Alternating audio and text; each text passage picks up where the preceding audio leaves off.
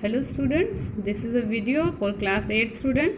I am your teacher Preeti Chaudhary and I will taught you today part 6 of chapter number 2. Soil मैंने पढ़ा था पिछले chapter में, आपने पढ़ा था अबाउट द सॉइल रिसोर्स में आपने टॉप सॉइल और सब सॉइल पढ़ा था। तो आज मैं कंटिन्यू करूँगी आपको फॉर्मेशन ऑफ द सॉइल।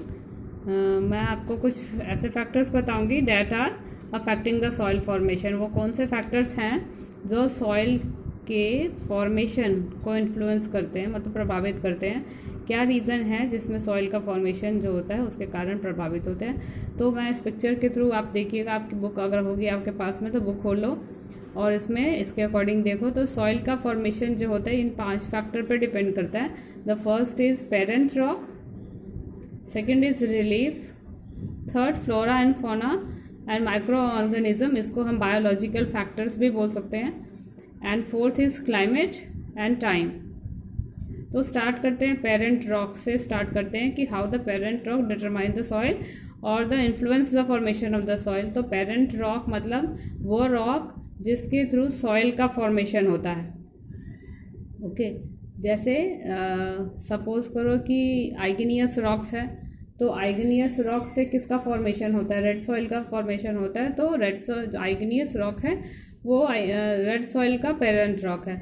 तो जैसा भी रॉक होगा उसका सॉइल का फॉर्मेशन जो होगा, उससे सॉइल का फॉर्मेशन वैसा ही होगा। यानी पेरेंट रॉक डिटरमाइन करेगा कि सॉइल का कलर कैसा है, उसका टेक्सचर कैसा है, किस केमिकल कॉम्पोजिशन का प्रॉपर्टीज़ का है, उसमें कौन से मिनरल्स प्रेजेंट है। जो रॉक्स में प्रेजेंट मिनरल्स होंगे सॉइल में भी बिल्कुल वही मिनरल्स प्रेजेंट होंगे, बिकॉज जो सॉइल है वो रॉक से ही निकल के। जैसे आप बच्चे जो हैं, एग्जांपल मैं देती हूँ, जैसे आपके पेरेंट्स हैं और आप उनके जो हैं उनके चिल्ड्रन हैं, तो आपका फेस जो होता है जस्ट आपके पेरेंट्स के जैसा ही होता है।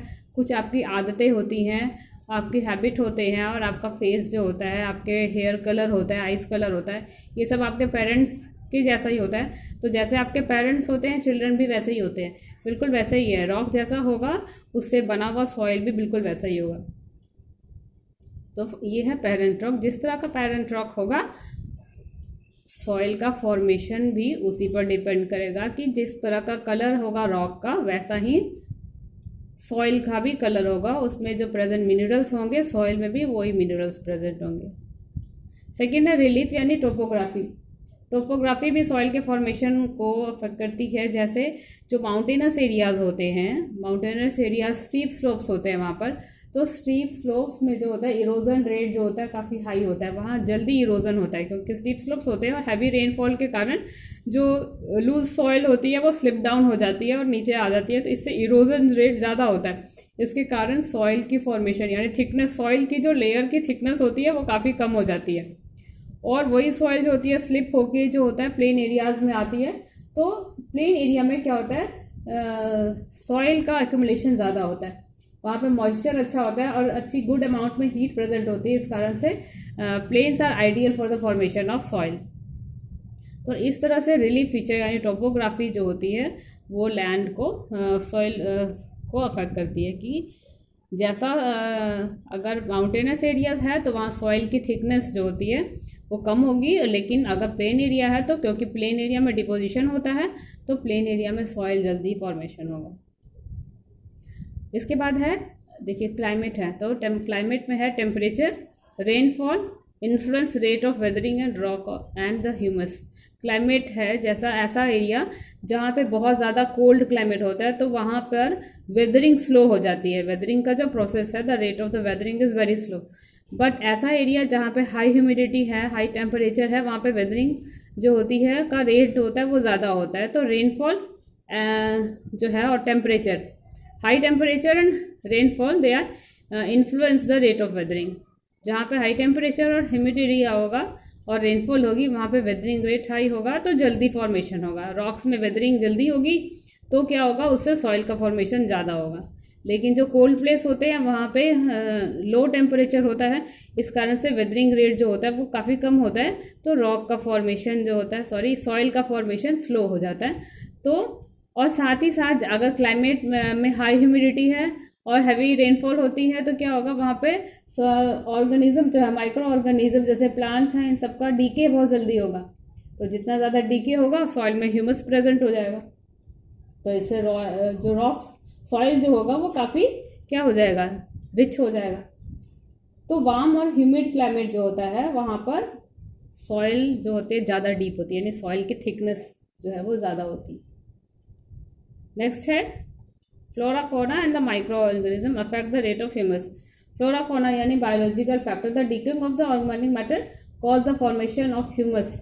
जितना ज़्यादा प्लांट होगा, वेजिटेशन जितना ज़्यादा होगा उतना उसका डीके भी होगा, उतना ज़्यादा वो सड़ेगा, और जितना ज़्यादा सड़ के डीके होगा उसमें सॉइल में उतना ज़्यादा ह्यूमस प्रेजेंट होगा।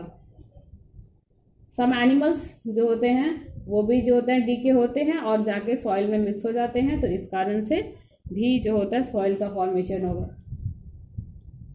जो प्लांट्स के रूट होते हैं वो भी डीके होते हैं, जिसके कारण जो होता है सॉइल में ह्यूमस प्रेजेंट हो जाता है। जितना ज़्यादा सॉइल में ह्यूमस होगा उसका कलर उतना ज़्यादा होगा। तो ये है बायोलॉजिकल फैक्टर।